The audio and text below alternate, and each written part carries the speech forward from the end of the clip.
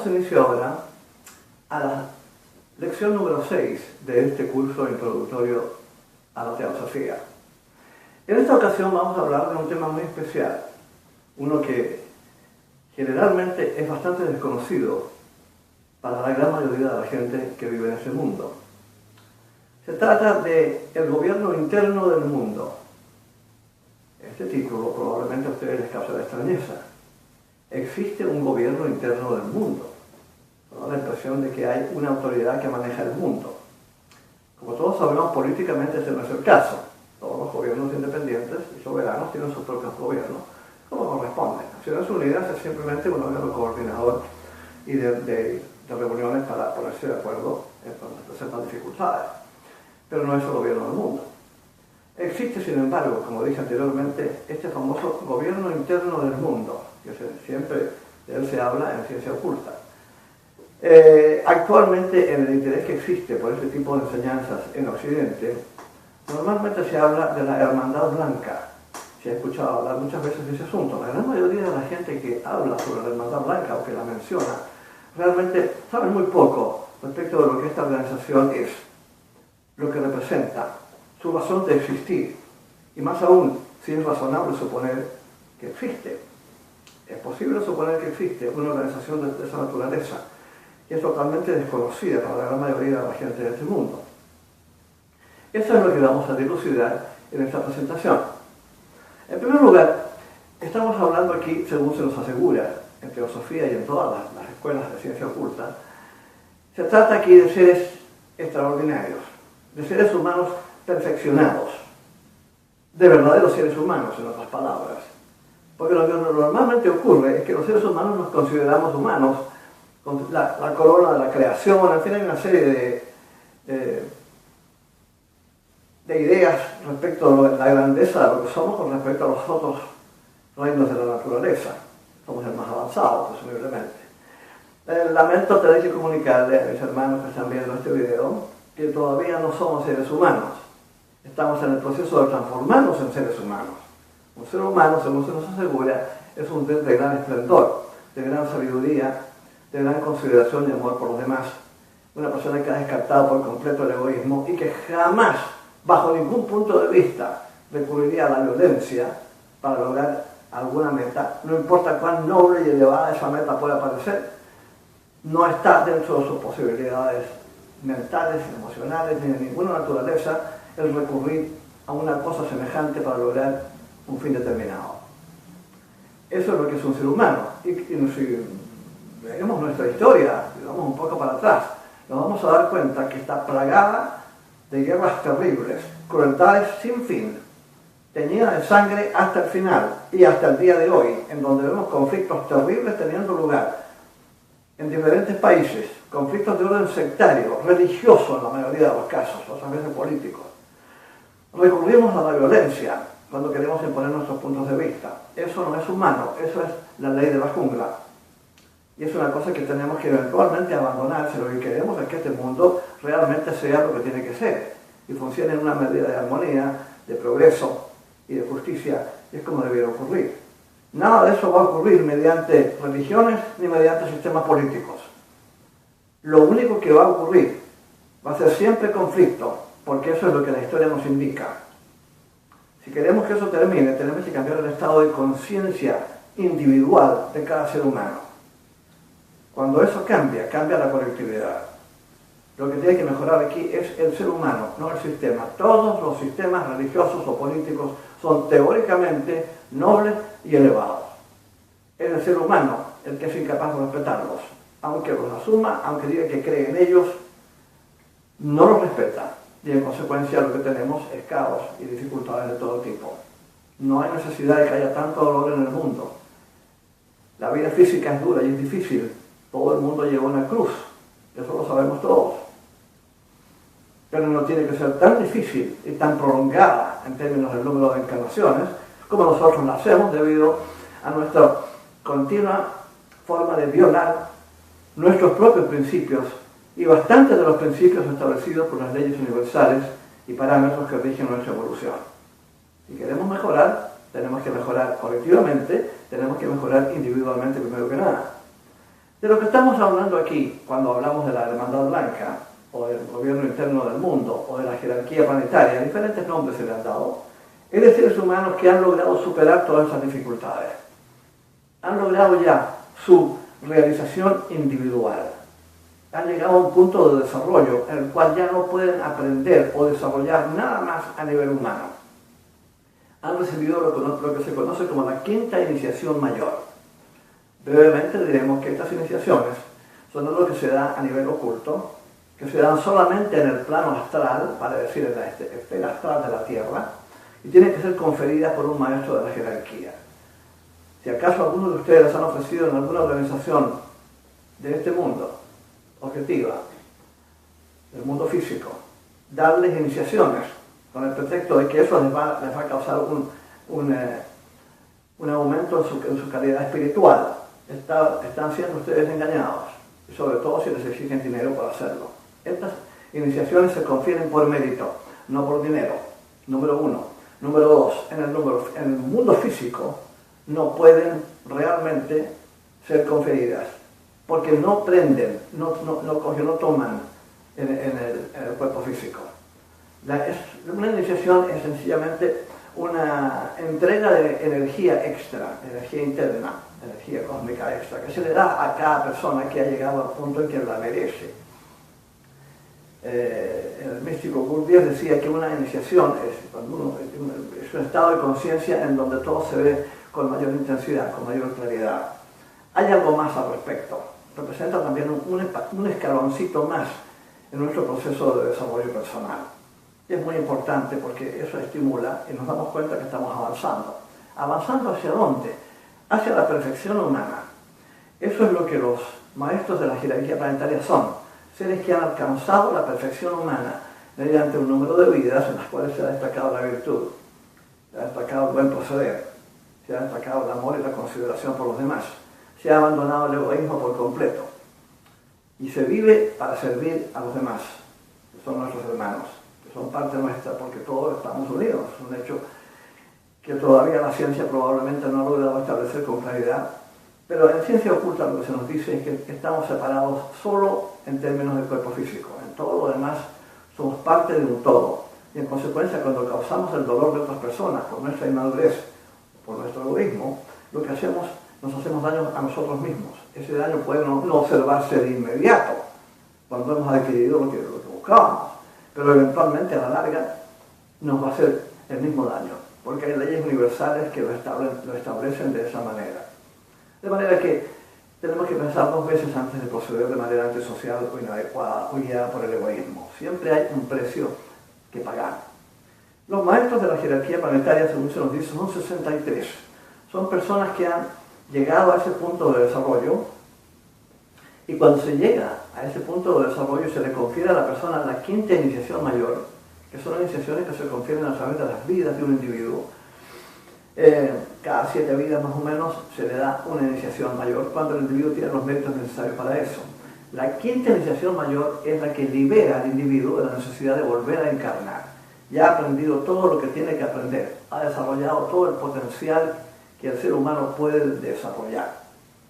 Esto, hermanos, no es una especulación filosófica, es una realidad que es fácil de observar, puesto que es evidente que los seres humanos, a pesar de que todavía estamos en desarrollo, hemos avanzado bastante con respecto a lo que éramos cuando vivíamos en cavernas y andábamos vestidos con pieles de animales. Es evidente, y nadie lo puede negar, que el ser humano ha evolucionado. Ahora, si se acepta esa idea, que es absolutamente sensata porque es fácil de observar, también vamos a tener que entender que la evolución es un hecho indiscutible y que eventualmente, a medida que vamos evolucionando y mejorando, vamos a llegar a un punto de perfección en el cual ya no exista ya nada más que aprender o desarrollar como seres humanos. De ahí para adelante entramos a lo que podríamos llamar la etapa superhumana de desarrollo, que ocurre en las esferas sutiles del planeta, evidentemente. Ahora, lo que se nos dice es que durante el momento en que se produce ese encuentro con la quinta iniciación y nuestra liberación de encarnaciones de los 3 planos, el mental, el emocional o astral y el físico, se nos dan un número de opciones porque lo que hemos logrado, lo hemos logrado sin duda alguna con la ayuda de las leyes de la naturaleza y de otros seres que nos han entregado la información para permitir nuestro desarrollo. Tenemos que hacer un esfuerzo en consecuencia por en alguna forma retribuir lo que hemos recibido. De modo que se nos dan 7 opciones, todas ellas conectadas con servicio. Un servicio que de una manera u otra, directa o indirectamente, favorece a la humanidad en su desarrollo. Y una de esas opciones es volver a encarnar. Es la más dura, la más difícil, la más complicada. Puesto que imagínense ustedes lo que representa para un ser que, después de haber pasado enormes dificultades, dolores y de todo tipo, en diferentes encarnaciones, habiendo pasado por el arenero, como diríamos en términos populares, ahora finalmente ha logrado su liberación de todo este desastre y se encuentra entonces preparado para continuar su existencia y su desarrollo en esferas muy superiores, en donde no hay ninguno de estos dolores y dificultades que caracterizan la vida física. La idea consiste en volver al cuerpo de un bebé, con un cerebrito que evidentemente no puede funcionar. Es renunciar literalmente a la liberación que se han ganado. Es una renuncia temporal, evidentemente, porque eventualmente se van a emancipar. Pero el sacrificio que hacen por nosotros, con objeto de volver a encarnar y volver a entregarnos enseñanzas que nos son útiles a nosotros, es absolutamente inmenso. Y no tenemos realmente las palabras para agradecer la magnitud del sacrificio que hacen por amor a sus hermanos menores, como ellos nos consideran a nosotros. Ellos no aceptan el título de maestros, eso se lo damos nosotros por respeto y por reverencia. Pero ellos se consideran los hermanos mayores. Y les gusta que nosotros nos refiramos a ellos de esa manera. Nos consideran a nosotros como los hermanos menores. Nunca nos vienen en menos y nunca nos imponen absolutamente nada. Casi todo su trabajo, según se me asegura, ocurre en el plano mental, en donde ellos, de mentes muy poderosas, echan a andar corrientes de pensamiento o formas de pensamiento en la esperanza de que nuestros líderes, tanto políticos como religiosos, se vean influenciadas por esas formas de pensamiento que son muy poderosas, para entonces que puedan tomar las decisiones correctas para sus pueblos. La gran mayoría de nuestros gobernantes no saben nada de la existencia de esta jerarquía. Es probable que algunos lo sepan, si lo saben se lo mantienen callado. Probablemente por miedo a que los consideren supersticiosos o algo por el estilo. Pero la mayoría no lo saben, que se ven influenciados de manera indirecta, pero bien poderosa, por estas fuerzas benéficas, generalmente inspiradas por una gran inteligencia, un gran sentido común y un gran amor por los semejantes. Y en consecuencia hay una sabiduría en dejarse influenciar por estas fuerzas mentales. Es todo el trabajo que se les permite hacer a los adeptos. No se les permite un contacto directo con seres humanos corrientes, solamente seres humanos que han ya llegado a iniciaciones mayores y que ellos toman como discípulos directos. No todos estos maestros tienen discípulos directos. Prácticamente los únicos que lo hacen son los conectados con la enseñanza, con desarrollo de ese tipo. Hay muchas otras áreas de trabajo que ellos llevan a cabo y que no incluyen enseñanza. En consecuencia no tienen discípulos. Un discípulo está con un maestro justamente para recibir enseñanza. De manera que no son muchos los que están conectados con el proceso de enseñanza, pero es fundamental para el proceso. Es absolutamente esencial, porque el ser humano sin información no avanza por ningún motivo y comete todo tipo de errores.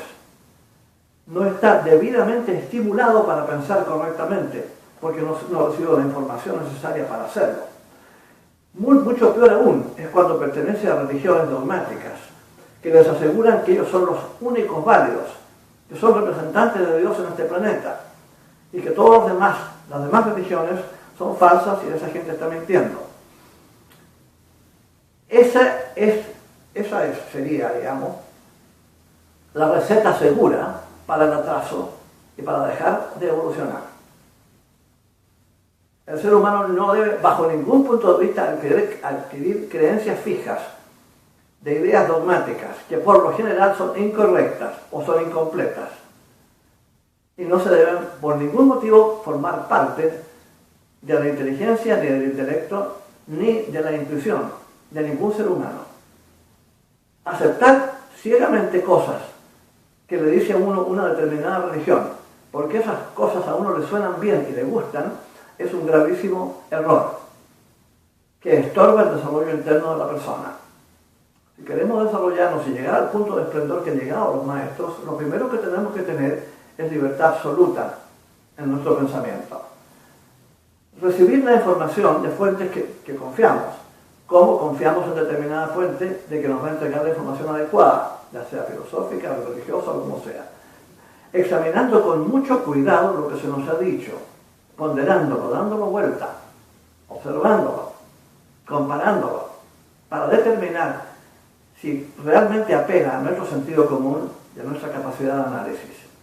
Tenemos que ser capaces de analizar lo que se nos dice con absoluta precisión para determinar si tiene valor. Si determinamos que efectivamente tiene valor, entonces ya podemos pensar que lo más probable es que la fuente de donde proviene eso es la adecuada. Y entonces podemos ya tener la esperanza de recibir una mayor medida de información incluso de esa misma fuente. Para nosotros es esencial, los seres humanos, encontrar una fuente que nos entregue información que tiene sentido, que no hace violencia a la lógica y que está en línea con la ciencia, con principios científicos y con leyes universales. En mi modesta opinión, y en la opinión de muchos de nosotros, la teosofía reúne esas cualidades.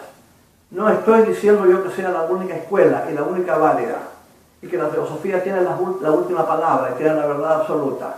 Esa, hermanos, no la tiene nadie. Sería fantástico poder decir, mira, esta es la verdad absoluta, pero traten ustedes de entender que para poder describir lo que la teosofía describe en términos subjetivos, estamos utilizando el medio objetivo que llamamos el lenguaje, ya sea escrito o oral, o visual, ustedes van a ver. Siendo algo concreto y objetivo, tratar de describir algo subjetivo es algo muy difícil. Es muy raro que logremos realmente entregar la idea de cómo es la cosa. Es medio complicado. Porque lo que estamos usando es un medio que realmente no sirve para describir el mundo subjetivo. Recordemos que la Tierra tiene 7 esferas, 6 de las cuales son subjetivas. Son las esferas que no podemos ver, no podemos percibir. Todo lo que nosotros tenemos como medio de expresión y de aprendizaje es el lenguaje. Son cosas de orden concreto, inteligencia concreta, intelectual. La visión de las cosas físicas, lo que llamamos realidad. El lenguaje ha sido establecido para movernos en ese campo. Cuando salimos de ese campo y entramos en un campo subjetivo, evidentemente el instrumento que llamamos el lenguaje no nos va a servir. Y es por eso que en teosofía no hay dogmas de ninguna especie, y por eso que no es una religión. Lo que se hace es entregarnos información, simplemente. Lo que hagamos con la información depende de nosotros. Somos nosotros quienes tenemos que analizarla.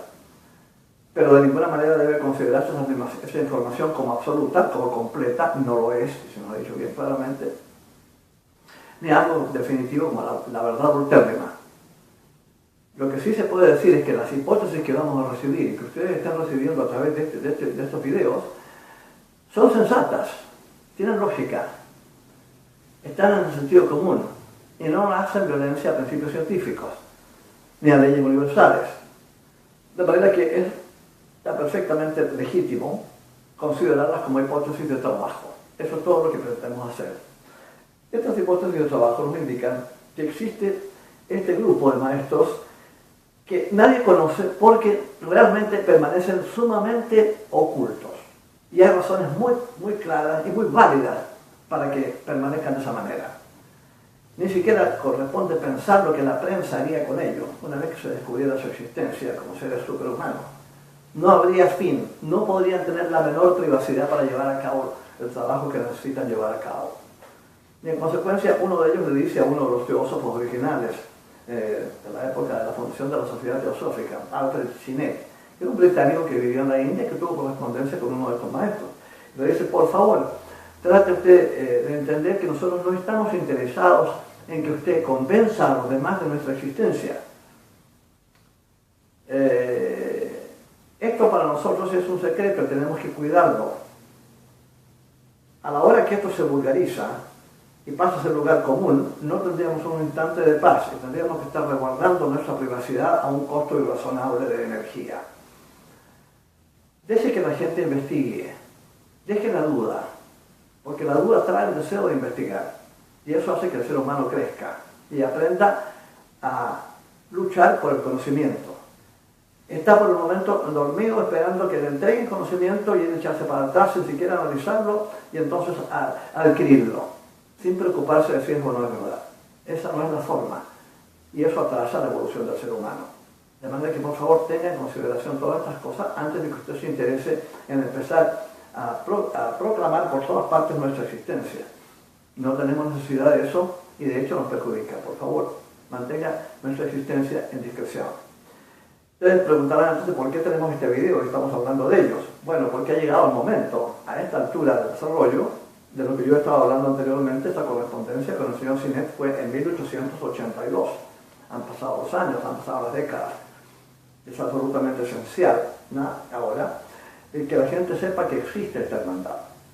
No hay mucha gente que lo va a creer, así que estamos en ese sentido, estamos resguardados, ellos están resguardados, por así decir.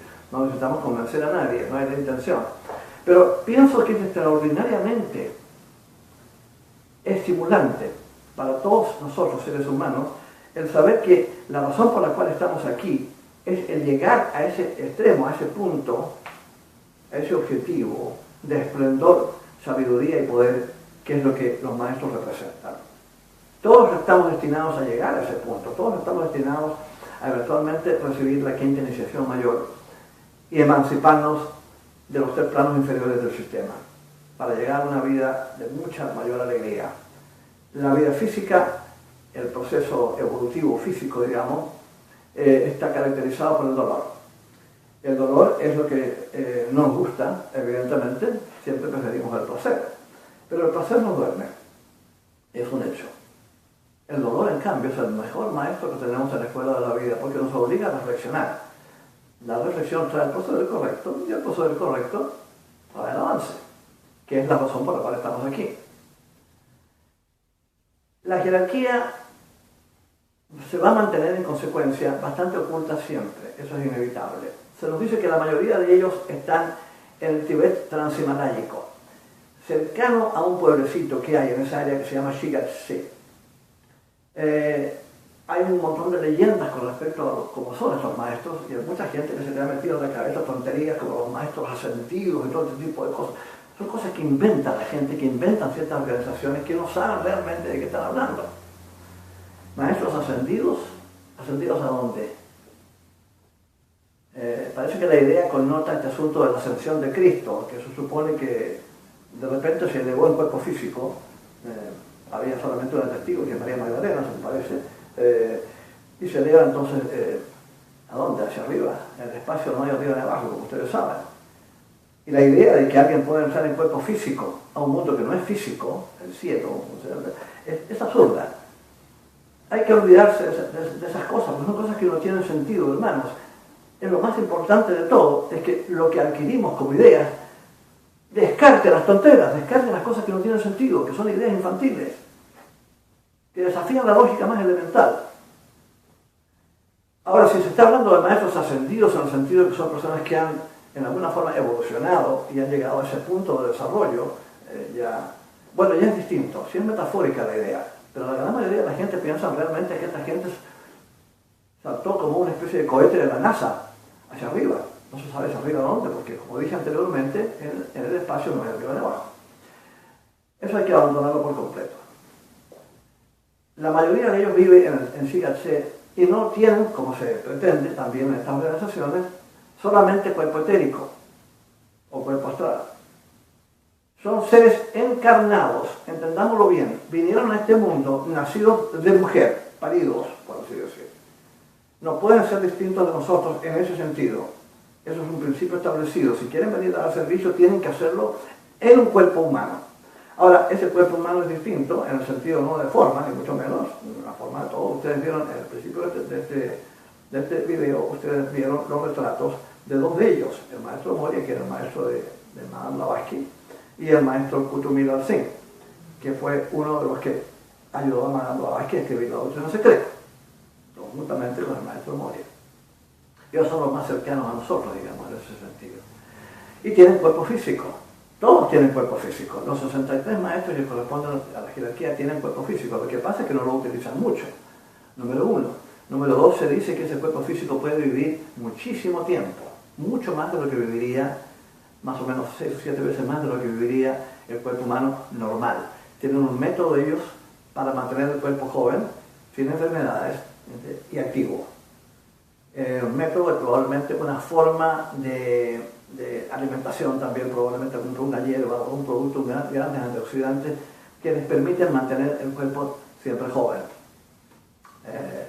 Es importante para ellos no por razones estéticas ni porque les interese estar aquí mucho tiempo, sino que porque tener que estar encarnando cada 80, 90 años, si llegan a esa edad sería un problema, se pierden casi 15 años en llegar al punto de entendimiento y no es adecuado, en otras palabras.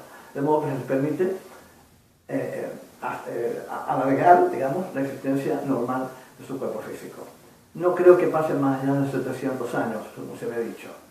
Y eventualmente tienen que abandonarlo, porque siempre la permanencia del cuerpo físico es temporal. Pero llevan a cabo su misión de la mejor manera que pueden. Eso es lo importante de recordar. Como dije, aproximadamente casi todos están en el Tíbet transhimaláyico, pero los hay en otras partes del mundo también. Y es importante que existan porque están donde hay ciertos centros de energía en el mundo que ellos manejan muy bien y que contribuyen a mantener una cierta medida de estabilidad en la humanidad cuando existen conflictos de tipo bélico o lo que sea. Ellos ayudan mucho en eso. Se nos dice que si no fuera por la jerarquía planetaria, esta humanidad todavía estaría viviendo en las cavernas. Tan simple como eso, es fundamental.